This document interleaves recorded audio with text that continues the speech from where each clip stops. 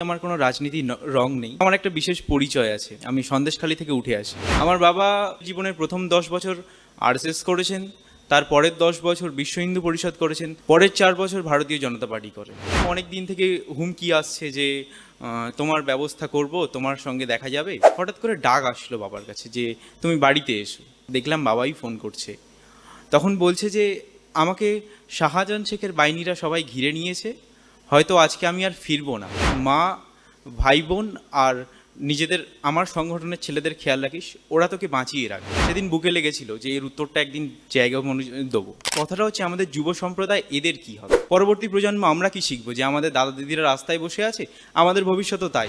জানি না কি হবে, তবে ব্যক্তিগত ইচ্ছা বলতে চাই যে আমি আমার নিজের সামর্থ্যে ওখানে আইটিআই খোলার জন্য চেষ্টা করছি। আমি প্রীতম মণ্ডল, যিনি যেমন সঞ্চালক যিনি বললেন যে আমার কোনো রাজনীতিক রং নেই, সত্যিই আমার কোনো রাজনীতি রং নেই, কিন্তু আমার একটা বিশেষ পরিচয় আছে। আমি সন্দেশখালী থেকে উঠে আসি। কিছুদিন ধরে দেখছেন যে সন্দেশখালীর কথা, সন্দেশখালীর ভাষা সবাই শুনছে, সবাই বুঝছে।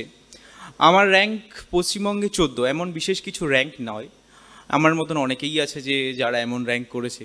তবে আমার একটা ইতিহাস আছে, একটু ফ্ল্যাশব্যাকে যাই।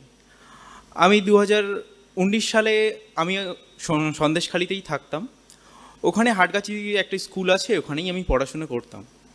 আমার বাবা নিজের জীবনের প্রথম 10 বছর আরএসএস করেছেন, তার পরের 10 বছর বিশ্ব হিন্দু পরিষদ করেছেন। তপন ঘোষ যিনি ছিলেন বিশ্ব হিন্দু পরিষদের সভাপতি, ওনার খুব কাছের লোক ছিলেন। পরের 4 বছর ভারতীয় জনতা পার্টি করে।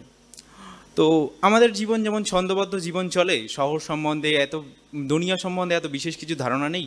একটা প্রত্যন্ত গ্রাম থেকে উঠে আসি, বিশেষ কোনো চাওয়া পাওয়াও কিছু ছিল না। আমার বাবা সমর্থক ছিল, বাবার নিজের রাজনীতি নিয়ে ব্যস্ত থাকতো, মা নিজের গৃহস্থের কাজ নিয়ে, আর আমি থাকতাম আমার পড়াশুনোর জগৎ নিয়ে।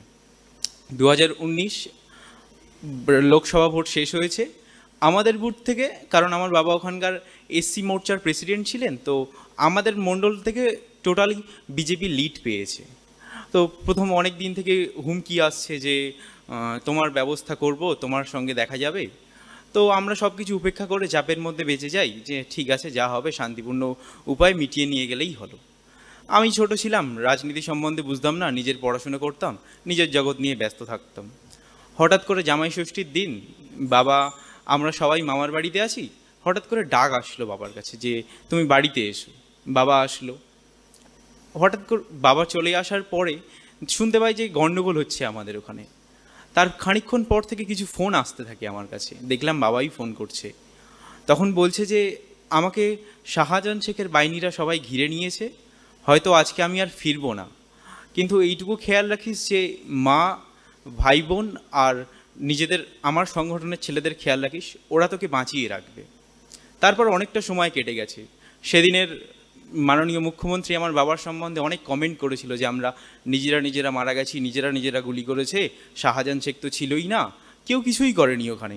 আর ওখানকার যুব সম্প্রদায় মানে তো ওরা মদ খায় আর রাজনীতি করে, এর বেশি ওদের কোনো যোগ্যতাই নেই। সেদিন বুকে লেগেছিল যে এর উত্তরটা একদিন জায়গা দেবো। ইচ্ছা ছিল, মা কোর্টে লড়েছে, এখন মা রাজনীতি করে। আমাদেরকে বাঁচানোর জন্য প্রথমে রামকৃষ্ণ মিশনে দেয়, মাথার ওপরে চাপ ছিল কোনো রকমে নিজের মাধ্যমিক রেজাল্টটা করি, উচ্চ মাধ্যমিক আসে। উচ্চ মাধ্যমিকে লক্ষ্য ছিল যে যেভাবেই হোক অন্তত সন্দেশখালীর মুখ হয়ে উঠে দাঁড়াবো, আমার ছেলেদেরকে স্বনির্ভর করতে হবে। কারণ রাজনীতি যে যাই বলুক, আমার পরিবার তার পরিবার। আমি এইটুকু জানি যে রাজনীতিতে সবাই সবার প্রতিদ্বন্দ্বী, কেউ কখনো কারোর সিট ছাড়তে চায় না, কিন্তু যেখানটার থেকে সবাই পিছিয়ে যায় সেই আমাদের সমাজটাই। তাই রেজাল্ট করলাম, সবাই খুশি হলো।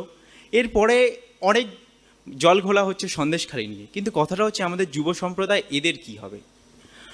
সন্দেশখালীর যে ছেলেগুলো, ওরা হয়তো মাধ্যমিক পাশ করবে, করে রাজনীতির হয়ে রঙে নিজেকে রাঙাতে হবে। যদি ভালো থাকতে চাও তাহলে চলে যেতে হবে তামিলনাড়ুর কোনো কলে।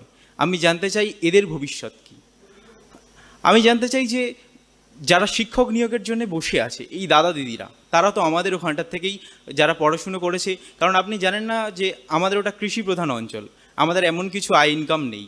তো নিজেদেরকে উঠে আসতে হয় সেই শহরের বুকে, কষ্টে নিজেদের যুদ্ধের মাধ্যমে যোগ্যতা অর্জন করতে হয়। কিন্তু যখন এই রাস্তায় বসে আছে, পরবর্তী প্রজন্ম আমরা কি শিখবো? যে আমাদের দাদা দিদিরা রাস্তায় বসে আছে, আমাদের ভবিষ্যৎও তাই।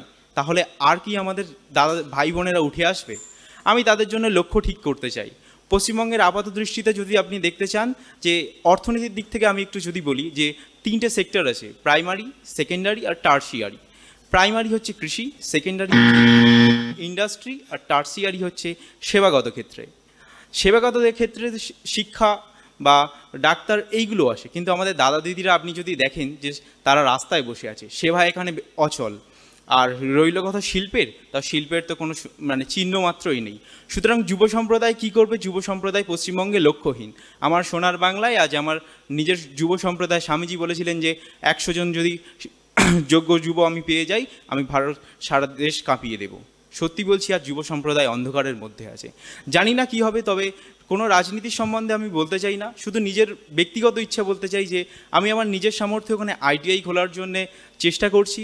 আপনাদেরকেও জানালাম যে কেউ যদি কারোর না হয়, তবু আমি অন্তত আমার যুব সম্প্রদায়ের জন্য, আমার সন্দেশখালির জন্য আমি লড়বো।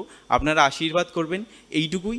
আর আমি বলবো যে যেখানেই থাকুন, যে রং যাই লাগান, শুধু বলবো যে আমাদের দাদা দিদিদের দিকে অন্তত তাকান, কারণ ওরাও যোগ্য, ওদের সঙ্গেও যেন ন্যায় আসে, আর সমাজ এবং দেশের বুকে যেন আমাদের সম্মান, বাংলার সম্মান সমানভাবে প্রতিষ্ঠিত হয়।